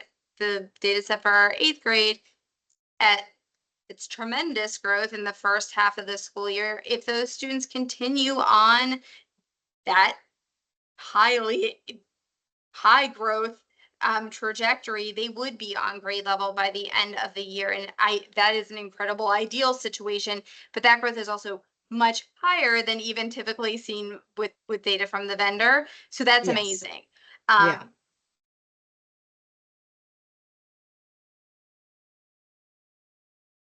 Hello? Dr. DiDonato? Yes, I don't know if that answered sort of like the question with No, regards yeah, to the I grade guess- level component. I guess, I mean, just looking at this, if we have 10th graders that are at a 4th grade reading proficiency level, should they be in 10th grade? So what I can tell you is what the state identifies and what, as far as students in high school, it's about awarding of credit, and a certain amount of credits is equivalent to a student in their freshman year versus sophomore year versus junior year. And so what I can say about these 10th graders without looking at each individual student, it might be a 10th grader who also has an IEP, so they do get accommodations that support them across their achievement in other content areas. But even if the student has an IEP, our goal ultimately in this measure is increasing their reading ability. And so even though they might be passing their other courses, that means accommodations and supports that we're providing are working for them. We still want them to be able to read at a higher level of proficiency. So credits by grade level identification of students in high school is based on credit counts. So it's not based on you read at this level. Correct. But my question, I guess, goes to shouldn't we have more of are there other interventions that these students could be receiving that could get them reading at a grade level at a faster rate or more intensive? Because that's ultimately, I mean, yes, all these other credits are, necessary for, graduation, but reading is probably it is the most important thing for all of our students. Without that, there's not a lot of opportunities for our students. And what other interventions do we have? I know this is just one and we have several other ones. What other interventions can you show us and their growth rates for our students? Like go to a different slide to show you. I mean, for your comment about the 10th graders. So this group of students made 1.1 year, 2 months growth within the first 6 months of school during the first half of the school year, which slightly exceeds the typical growth trajectory. So that's actually very positive. They're making more growth than what we would typically expect in a first half of a school year, which would be what we hope is 1 year, and they're exceeding that, which means that intervention is supporting their learning. It's actually exceeding what the vendor would see as a growth trajectory, which is positive. When we're looking at other interventions to provide to students, it's because an intervention isn't working that we're not seeing growth with students. So are there students that we haven't seen growth with that we've done other, that are recommended for other interventions? Yes, absolutely. But so students weren't making progress, which it sort of goes back to what we started with, the data and accountability part is to be able to then help support and facilitate those discussions at the school level, because all of this is happening at our schools. So for us to be able to then facilitate those conversations and help administrators who are in the buildings every day facilitate those conversations about looking at the student data and what are the options to support a student if they're not making progress. I'm sorry, and I think I cut off someone else on the team. as I was talking. No, I think it was probably just me. Are sorry. these, is this, just one thing about this, are these the only students in the 10th grade or 9th grade, 8th grade receiving these interventions? Is this just the one intervention? Because I mean, is there a compilation of all the interventions all of our students are seeking and how they're working together, like to see the total, not like to see the total growth gap, like the the total growth of all of our students that are receiving interventions? So, Ms. Dominowski, we do track all of that. Different vendors use different products, and because we don't want to over test students, so all the slides that you saw here, were achievement data. They do get reported in different ways. So when we were looking at the Read 180 data, they were using MAP. That is part of what comes with the program. The test that they use in ILET is called GRADE, and it reports out on a grade level equivalency. And so, but we're always looking at whether it reports out on a GLE or we're looking at a norm reference test. We're looking to see, are they at that 50th percentile, or are they growing along a trajectory to get them closer to where they are? And we do get more granular in nature. And although when you did look at that MAP data, behind the scenes, there's a RIT score that we look at, and we're looking at what their growth is over time and what that average RIT score is for a grade level. But for the purposes of the presentation, what we were looking at is how does the vendor report that data? So we're giving you the accurate data from the tests that they're taking as they're doing that intervention program.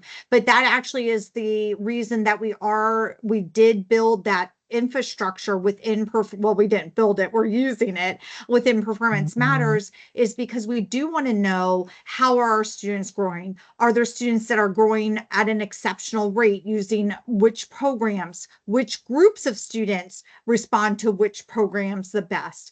And so that is really one of the big takeaways for us with being able to put all of this information in Performance Matters, is to start to look at those global patterns and trends to say what is working for students. And so, as we're talking about, the 10th grade, which is a fair question because, being in 10th grade at a 4th grade reading level, I'm certain that they are struggling in some of their other classes that are very heavy content reading.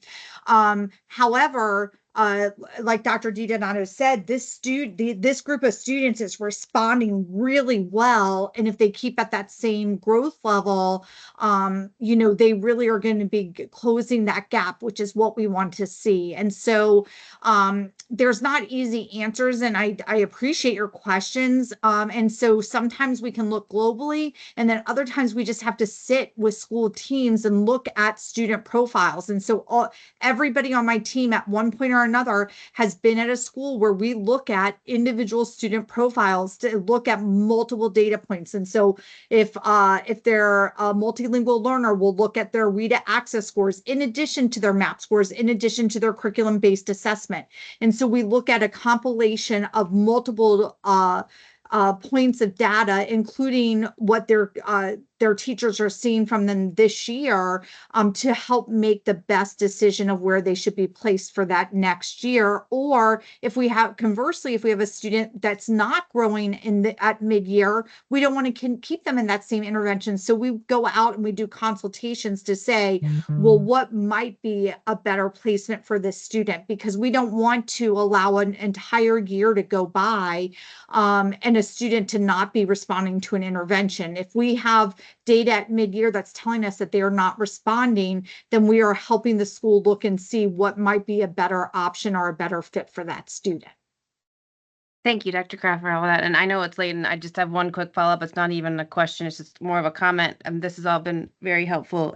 If there was a way to compile all that information from all the interventions, just generically without any, ILET or whatever it is, 180, just every student that's receiving some kind of intervention and how they're all growing. You know what I mean? Like without labeling it with what intervention, just all put them all together in a generic. Yeah. And graph. Would you want that by anybody that's an intervention, or would you want me to break that into tier 2 and tier 3? Yeah, tier 2 and tier 3. that'd be Okay. great. Mr. Manaska, and Dr. Kraft, I would definitely want us to talk with DRA to find See out what if we sort of can like do. aggregating that yeah. would actually give an accurate picture. I don't want I to give don't an know. That's what I'll inaccurate have to picture find that's out. either inflated or deflated because they are different metrics. But Mr. Manaska, we can certainly take that back and talk with DRA as far as if we have a normed reference test. Yeah. This one provides a grade equivalent. How do But we we'll sort of like definitely mesh try. them We together? will see But what we we can can find do. out Yeah. like what It was what more we of like can a try to comment. do. If that was Yeah. possible, that would be amazing. Thank you. Thank you very much. Ms. Pumphrey? Thank you. During your presentation, you talked about adequate training, and my question is, how are we defining adequate training for each of the interventions? And I asked that specifically because we had prior conversations about Wilson and Tier 3 as a Tier 3 intervention and the different definitions of certifications for that vendor. So I'm wondering if we're going, when we talk about adequate training, is it coming from the vendor itself as far as what's considered adequate training, or is there another measure for how we're determining that training? Okay, I can go ahead and start and then I can turn it over to the team. So the question about Wilson. So Wilson requires professional development for teachers who are implementing Wilson. All of our teachers who are providing Wilson get that professional development. There is a different level of Wilson certified training level, which I'm going to let someone else say the specific words for that. That means that you are like certified by the Wilson company as a different level of certification that requires days and days of training, observations, and whatnot from the vendor. There's a very different level of that. All of our teachers who are teaching Wilson are provided with the training that Wilson requires to implement Wilson. So I heard that question. It's a little confusing because we are not saying that our teachers are not trained. They are 100% trained based on what Wilson expects them to be trained with to implement the program. Dr. Wolf, do you want to try to expand on my No, you said that highly perfectly. certified level of Yeah, no, that was good. explanation? It was You good. said that perfectly. Yep. And is that the same answer for all of the interventions? I mentioned Wilson specifically because we did talk about it. It was a bit confusing. I remember we had a discussion before about that and the extensive hours that it takes to become that, you know, I can't remember the term you just used, but the certification or the certified instructor. And I believe, if I'm not mistaken, that, you know, Wilson recommends that for fidelity, but for our other implementation, I mean, for our other interventions as well, is the term adequate training, is that just defined as the professional development that the vendor is requiring in order for teachers to use the intervention? Yeah, that's a great question. So when we say adequate training, we have asked for anyone that's teaching an intervention, in some cases they're teaching two, that they have done the vendor required professional learning. What is really nice in our district is in most cases, they get that and additional training. And so when we have systemic professional learning days, so we do that beginning of the year training. So for any new teachers, we actually we're going to be offering that in the summer. So if you have a new teacher or new to an assignment, where they'll be able to be trained before school begins. And then throughout the year, they are provided with additional opportunities that range from job embedded coaching to systemic professional learning days, to after school PLC opportunities that are sometimes vendor led and sometimes led from the team, the ELA team, where they are able to work with not only teachers from their own school teaching, like just words, but teachers across the district. And so we continue to work on ensuring that teachers have what they need. We also use data to look and see if there's teachers or schools that might benefit from additional job embedded coaching. And so it's a both and we do track that data because we do think it is very important that every teacher is trained in the intervention that they're teaching. And so therefore, not only do we offer it before school would begin, but we also offer throughout the year if new teachers are hired. But it is a priority for us. We run ads in the ads. I don't know. Our Principal Weekly. I don't know why I just said ads. We run announcements in our Principals Weekly to say, hey, have you hired a new reading intervention teacher? Let us know. We are going to make sure they get trained. And so, in an ideal world, if we had 10 professional development days, I would be training the teacher on all 10 days. So we use the days that we have, and we also ensure that there's summer opportunities as well as paid after school opportunities. Thank you. Other questions from board members?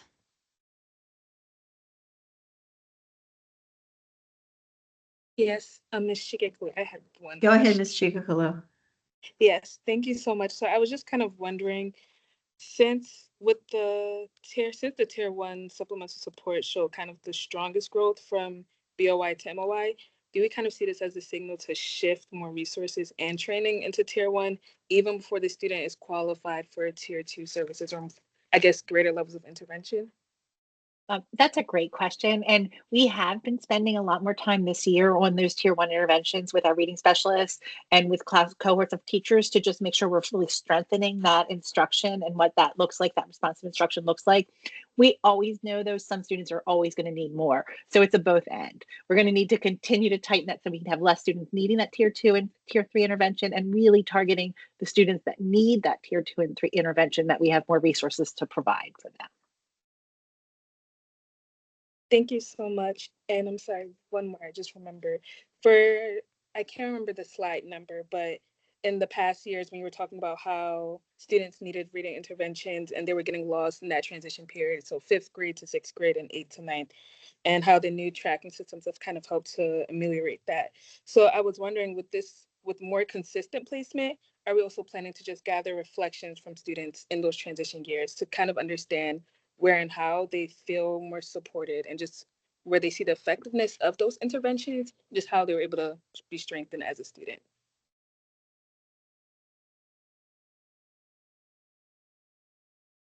So great question. I appreciate it. And I think that, student input is so valuable.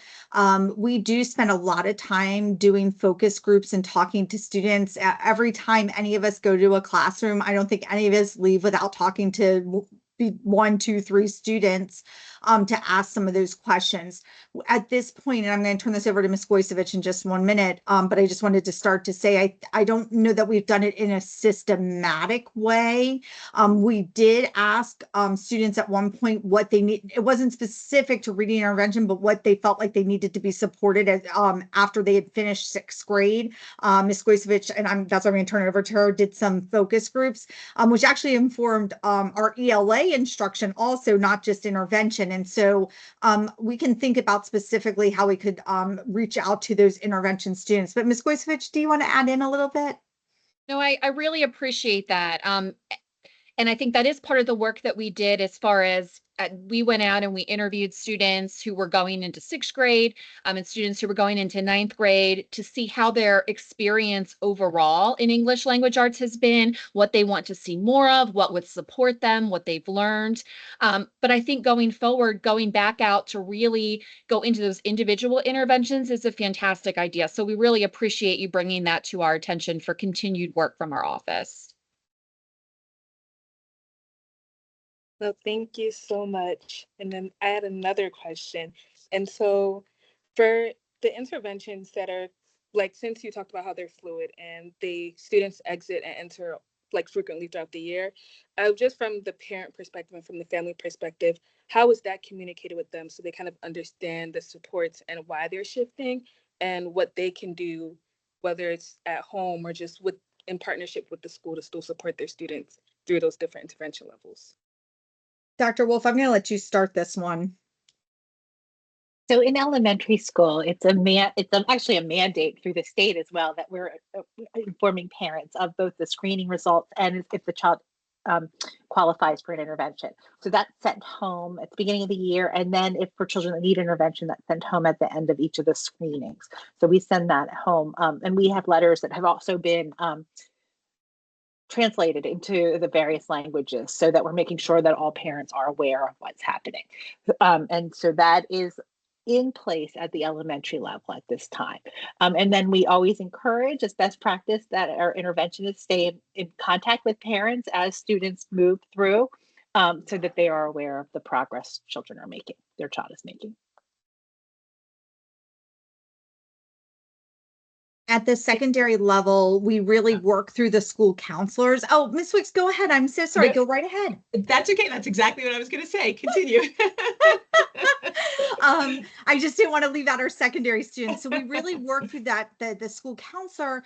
And honestly, we wouldn't be making wholesale decisions without including the family. So if an intervention is not working, we want to talk to the student, we want to talk to the family, we want to talk about, in partnership about what's working. So while we say it's fluid, it's not fluid like we're doing it to them. It's more like we're doing it with them to make sure that we're doing those things. But we would make sure that we would involve the counselor, if there's a grade level team lead, the family, and the student themselves, because they have a part and a stake in their education. And it's very important to hear from them before we make those fluid shifts. But we do want to make sure that they get what they need so they can be successful, and we can catch them up as soon as possible and get them out of intervention because they're at grade level and they can take all the electives that their hearts desire.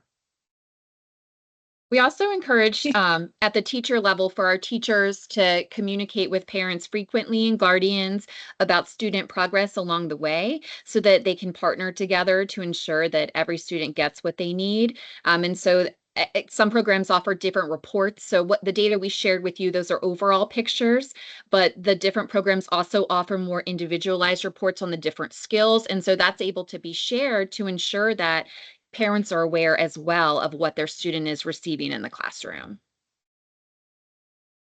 Thank you so much for your response. And that just made me wonder, is there kind of a ceiling on how long a student stays in a single program before reevaluating their fit so they're not plateauing and still just kind of have that opportunity for upward mobility in it?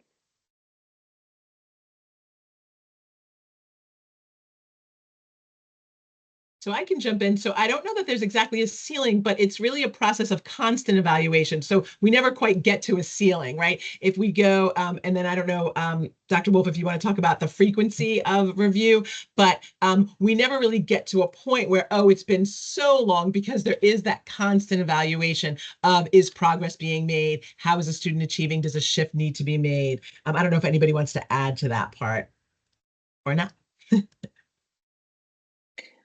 Part of the protocol is the progress monitoring. So we're constantly checking that student. And it really is every 6 to 8 weeks that we're reviewing a student's progress to make sure to see if we need to change the dose, what's being provided to the child, or if it just is moving tiers, or if it's time to exit, which is always hopeful. So there is an ongoing progress and a cycle that we share with our reading specialists for monitoring that for our students.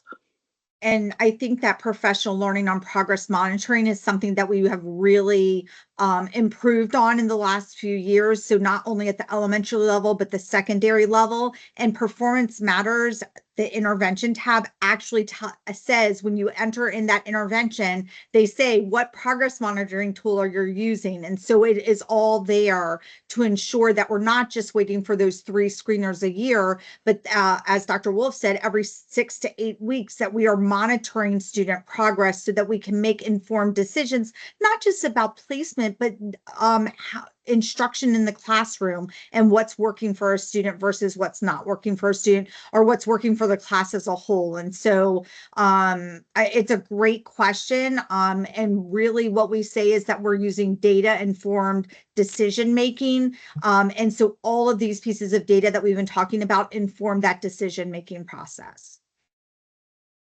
So thank you everyone for your questions. I do want to be mindful of the time, and it is almost 6:30, but I also am aware of the importance of this presentation as well as the other one. So I want to thank my colleagues for their questions they're asking and staff for their responses, and for staying on this long. This is an important topic, and I do think that we need to circle back around it when we have clean end of the year data, which I know it takes a little bit to get that data through DRAA, but I do think that we need to come back, whether it's the summer or one of our beginning meetings in the fall, to look at kind of the same data, but through the lens of end of the year, and also some more data based on the questions that our board members asked. So again, thank you, staff, for all of that. And let me see. And that one did not need a contract. So is there any further business from anyone? Since there, the only thing is, the last item is announcements, and the next curriculum committee meeting will be on May 15th, 2025.